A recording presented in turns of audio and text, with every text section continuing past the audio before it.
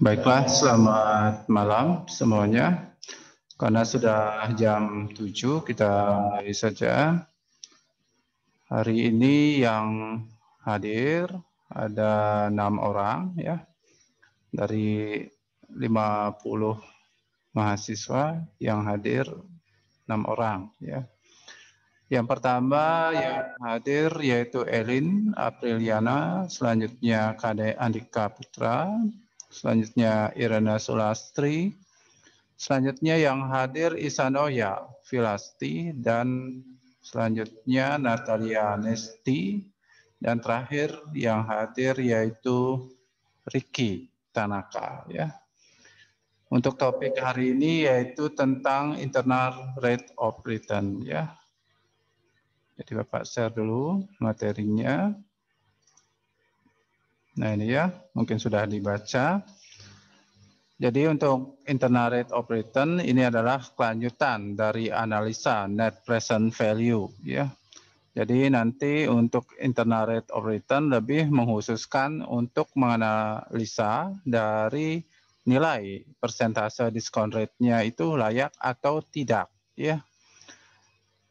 Jadi untuk ketentuannya yaitu yang pertama, jika net present value itu nilainya 0 atau mendekati 0, atau tapi ini nilainya positif nanti ya, nolnya. Jadi di atas 0 dan mendekati 0 ya.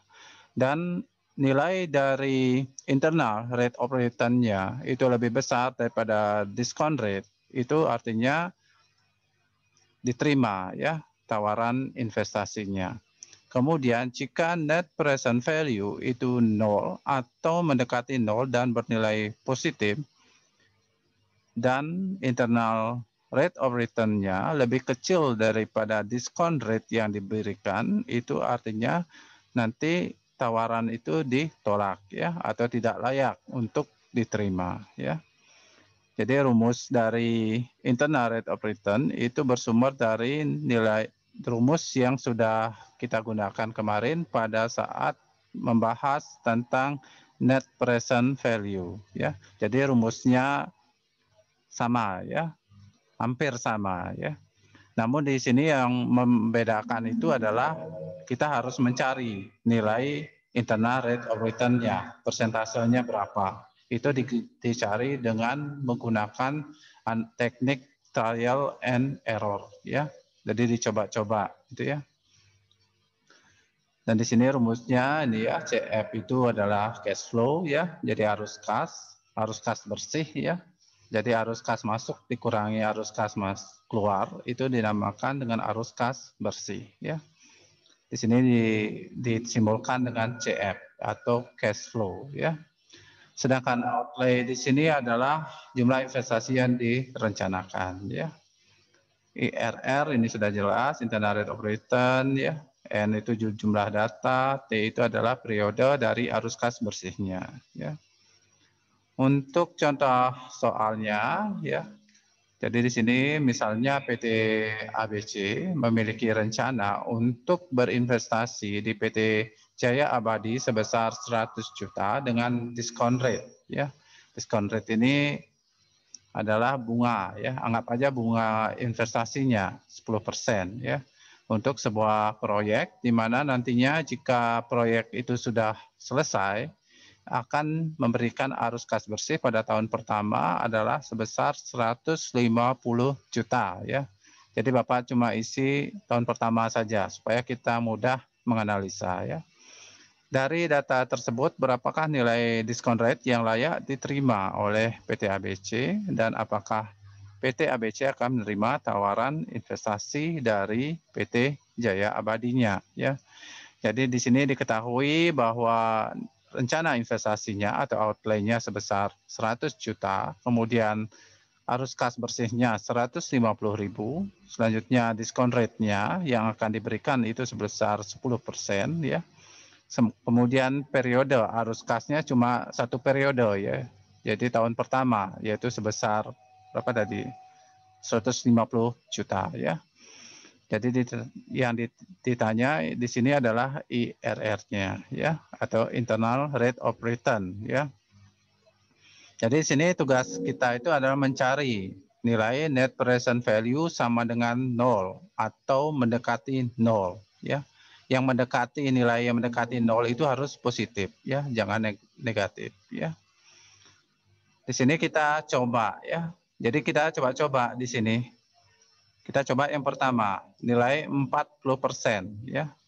Jadi kita buat dulu rumusnya ya. Net present value sama dengan cash flow dibagi 1 ditambah internal rate of return dikurangi outlay ya.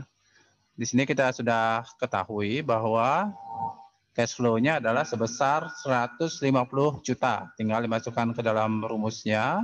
Kita insert di Microsoft Word-nya.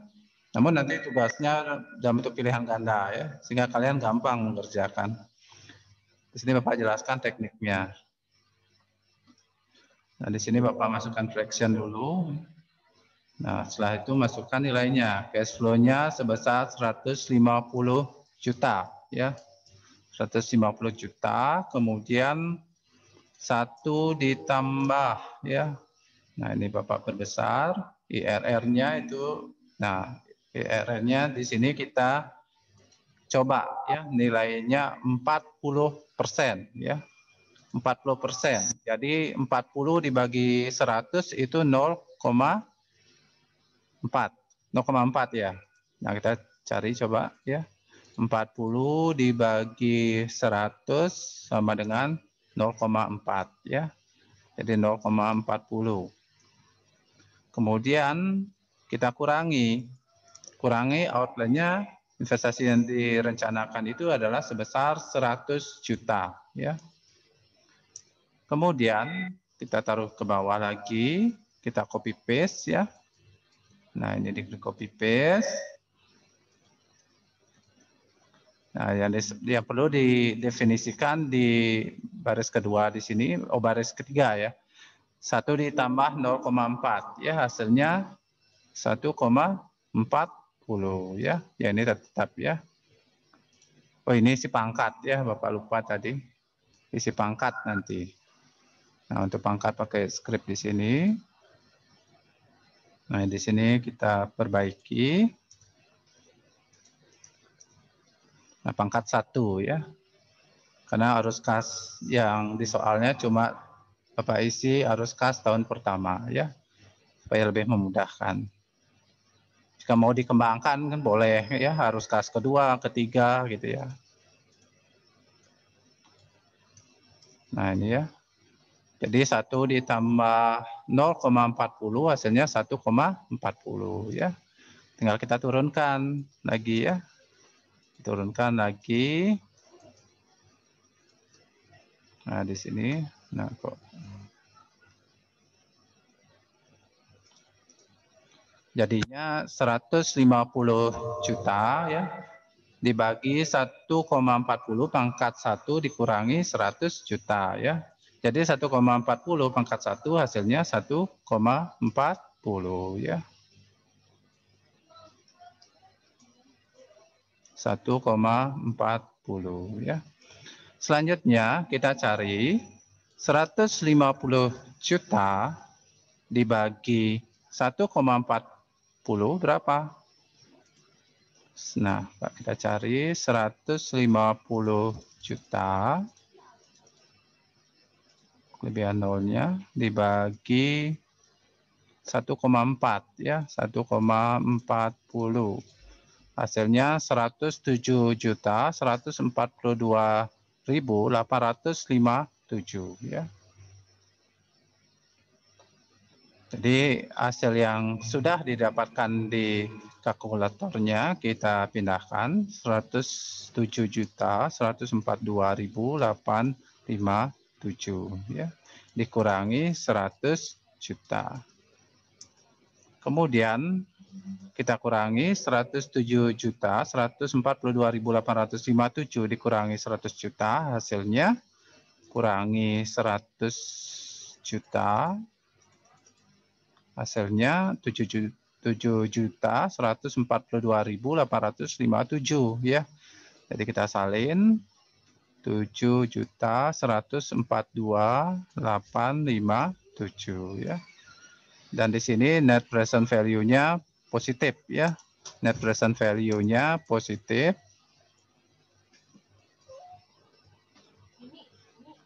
Nah, sudah positif. Ya, kita coba yang kedua ya. Namun tidak hasilnya 0 ya, atau tidak mendekati 0 ya. Selanjutnya kita coba percobaan kedua ya. Karena kita menggunakan metode trial and error gitu ya. Nah, di sini untuk yang keduanya ke sana deh.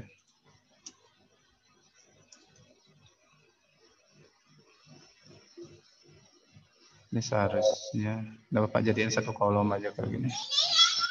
Bapak jadiin satu kolom.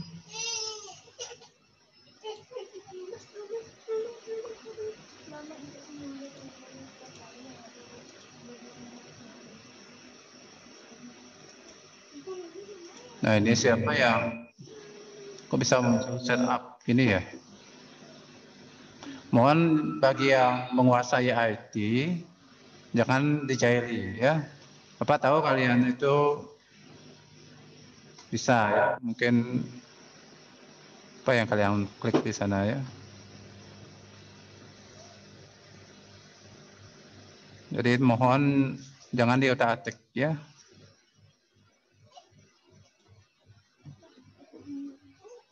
Di sini Bapak tidak ada menekan setup profesional audio ya. Jadi mohon siapa yang menguasai Zoom-nya ya, aplikasi Zoom mungkin sudah jago ya. Lebih baik kepintarannya digunakan untuk sesuatu yang positif ya.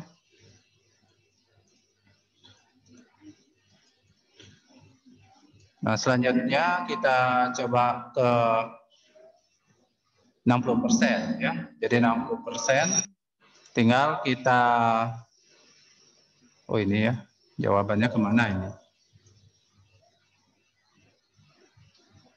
Jawaban tadi kok hilang? Oh ini ke bawah dia nih. Jadi yang menguasai ya, Pak tahu kalian menguasai IT dengan baik ya. Jadi jangan mohon di Zoom-nya milik Bapak ini pada saat Bapak menjelaskan mohon jangan diutak-atik ya. Selanjutnya kita coba yang 60% ya. 60%. Nah, tinggal kita masukkan rumusnya yang tadi, namun nilainya yang berbeda ya. Nilainya yang berbeda. 50 juta cash flow-nya, 1 ditambah, nah kita tinggal ganti 0,4-nya, jadi 0,6 ya. Karena 60 dibagi 100 itu hasilnya 0,60 ya. Dikurangi 100 juta ya. Nah, selanjutnya di bawahnya tinggal kita turunkan. Ya, ketik ulang aja atau copy paste ya supaya cepat. Yang perlu didefinisikan adalah yang di bawahnya.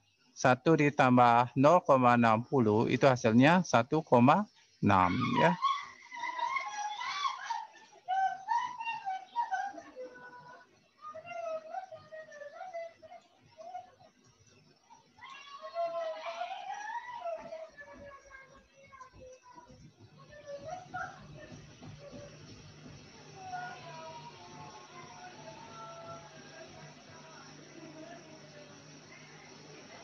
Itu kenapa lagi anak Bapak itu.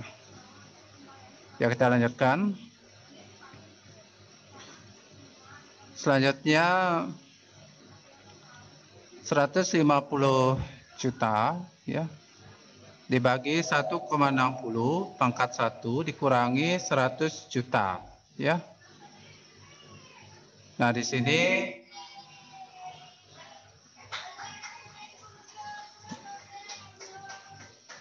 sama dengan ya. Jadi 1,60 di pangkat 1 ya. Hasilnya 1,60 ya.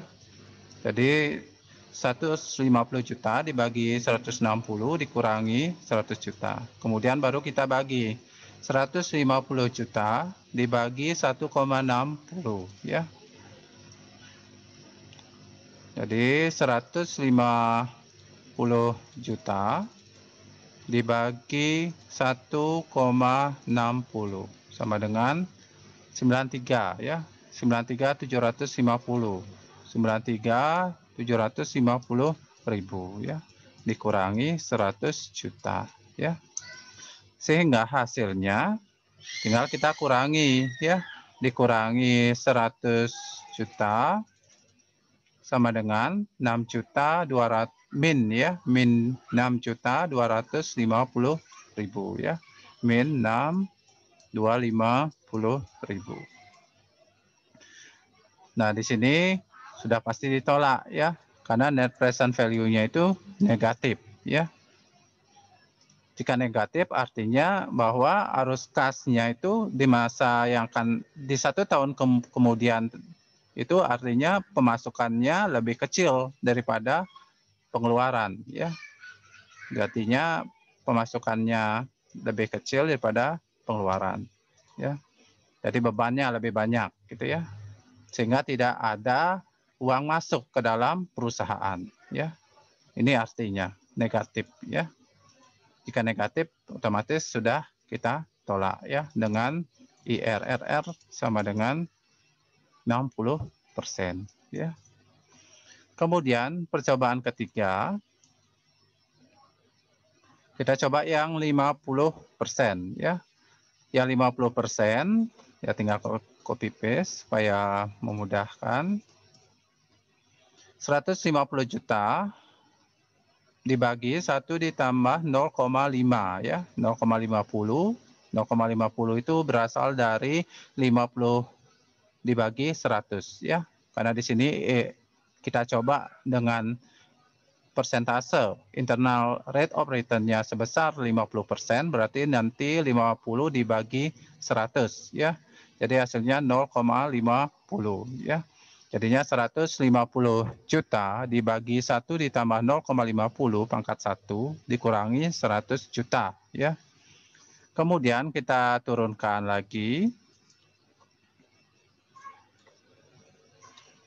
Jadinya di sini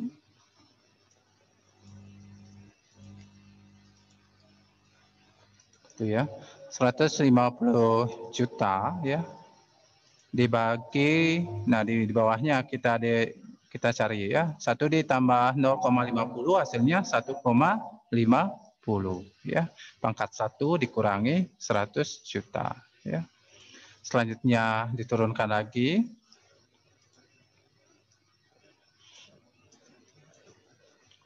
Nah, supaya tidak mengetik ulang. Nah, di sini kita definisikan ya. Yang perlu diganti cuma bagian bawah aja. 150 pangkat 1 berapa? 1,50 ya. Jadinya 150 juta dibagi 1,50 dikurangi 100 juta. Sekarang baru kita cari 150 juta dibagi 1,50 itu berapa? Nah, pakai kalkulatornya 150 juta dibagi 1,50. Hasilnya 100 juta ya. Dikurangi 100 juta. Hasilnya 0 ya. Nah, di sini sudah memenuhi net present value sama dengan 0 ya. Jadi net present value untuk IRR-nya itu sama dengan 0. Kemudian di mana nilai dari IRR-nya itu adalah sebesar 50% ya. Jadi kesimpulannya yang pertama dengan IRR yaitu sebesar berapa tadi? 40% ya. 40% memiliki net present value sebesar berapa tadi? 7 ini ya. Ini Pak copy paste deh. 7.142.857. Kemudian untuk IRR 60 tadi ya, 60%, 60% memiliki net present value itu sebesar min 6.250.000 ya. Kemudian untuk IRR yang 50% ya, 50% itu memiliki net present value sebesar 0 ya. Jadi dari ketiganya ini yang kita pilih adalah yang mana? Yang IRR 50% ya. Karena memiliki net present value sama dengan 0 ya. Kemudian kesimpulannya karena IRR lebih besar daripada discount rate ya, di mana IRR-nya itu adalah sebesar 50% dan discount rate-nya sebesar berapa? 10% ya. 10%. Jadi kesimpulannya bahwa rencana PT ABC berinvestasi di PT Jaya Abadi, di mana PT Jaya Abadi memberikan diskon rate atau bunga dari investasinya sebesar 10% layak diterima ya. Berarti nanti PT Jaya Abadinya di sini dia hanya mampu memberikan bunga investasi itu maksimum di bawah 50% ya. Jadi analisa IRR di sini bukan hanya dari segi investor saja, bisa digunakan dari segi pemilik usaha juga ya. Nanti jika di atas 50% memberikan bunga ya, tentu dari pihak PT Jaya Abadi akan tidak memiliki arus kas positif di masa yang akan datang ya.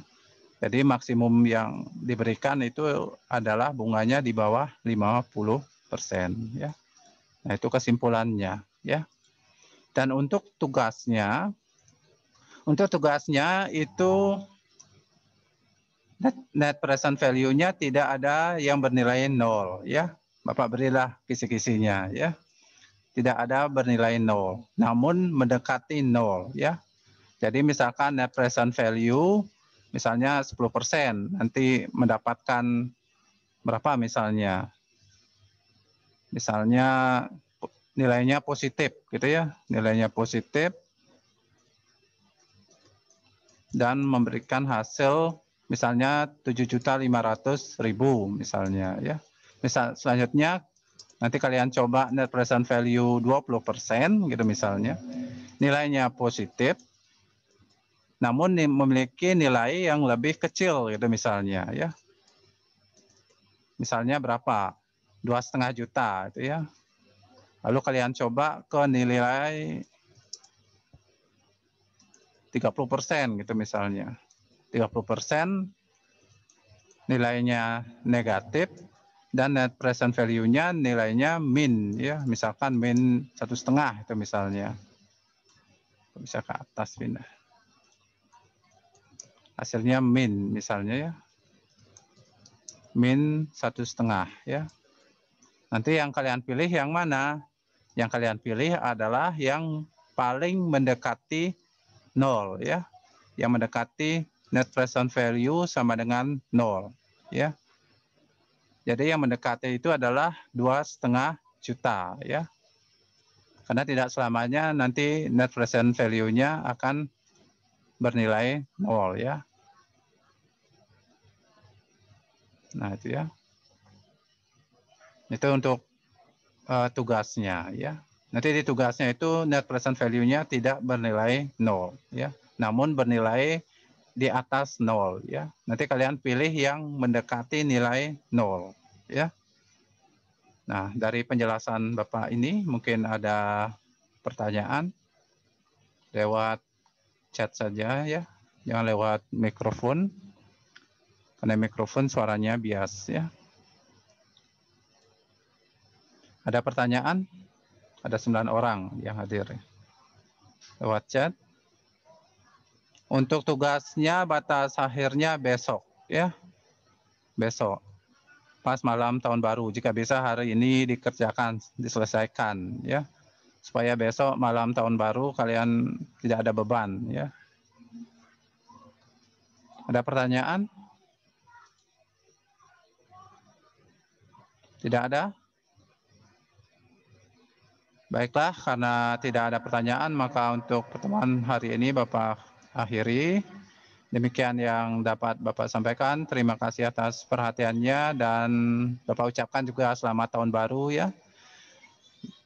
Semoga di tahun 2021-nya ya doa kita supaya pandeminya COVID ini segera berakhir itu ya.